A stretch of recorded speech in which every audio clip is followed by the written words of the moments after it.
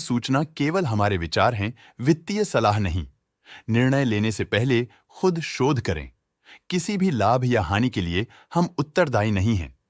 Signature global India ने अपने नई शेयर होल्डिंग रिपोर्ट्स रिलीज की हैं, जो फाइनेंशियल ईयर के क्वार्टर और पहले हाफ को कवर करता है, जो सितंबर 2024 के 30 तक चलता है। ये रिपोर्ट कंपनी के शेयर्स की डिटेल्ड जानकारी देता है, जिसमें promoters, promoter groups, foreign investors, public investors और सरकारी एंटिटीज शामिल हैं। पब्लिक हेल्थ शेयर्स का परसेंटेज 2024 के जून में 16.73% से 2024 के सितंबर में 13.47% तक डिक्रीज हो गया।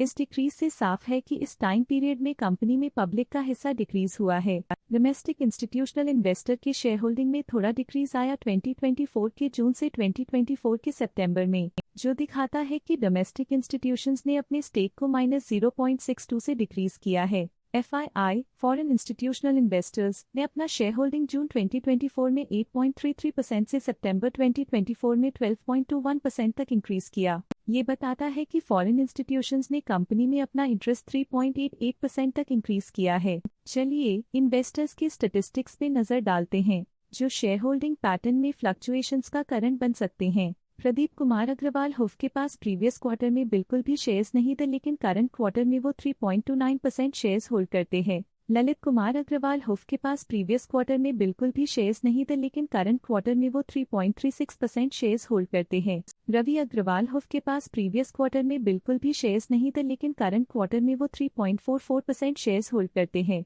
देवेंद्र अग्रवाल हुफ के पास प्रीवियस क्वार्टर में बिल्कुल भी शेयर्स नहीं थे, लेकिन करंट क्वार्टर में वो 3.31% शेयर्स होल्ड करते हैं। देवेंद्र अग्रवाल हुफ पिछले क्वार्टर में 3% शेयर्स होल्ड करते थे, लेकिन इस क्वार्टर में उन्होंने कंपनी से एग्जिट ले लिया है। क्रेडिबल निवेश लिमिटेड के पास पिछले क्वार्टर में 1% शेयर्स थे, लेकिन करंट क्वार्टर में उन्होंने कंपनी से एग्जिट ले लिया है। म्यूचुअल फंड स्लैश ने अपने हिस्से को पिछले क्वार्टर में 1.76% से डिक्रीज करके 1.19% पे ले आए हैं। ये कंसेक्यूटिव क्वार्टर्स में -0.57% स्टेक्स डिफरेंस दिखाता है। ऑल्टरनेट इन्वेस्टमेंट फंड्स ने अपने हिस्से को पिछले क्वार्टर में 3.54% से डिक्रीज करके 3.48% पे ले आए हैं। ये कंसेक्यूटिव क्वार्टर्स में -0.06% स्टेक्स डिफरेंस दिखाता है। लेटेस्ट क्वार्टर में इंश्योरेंस कंपनीज ने स्टेक होल्डिंग में इंक्रीज देखा, जिसमें 0.02% का अपटिक देखा गया। HDFC capital affordable real estate fund 1 current quarter में 3.11% शेयर्स के साथ कंपनी में एंटर किया, जबकि प्रीवियस क्वार्टर में उनके पास 0% शेयर्स थे।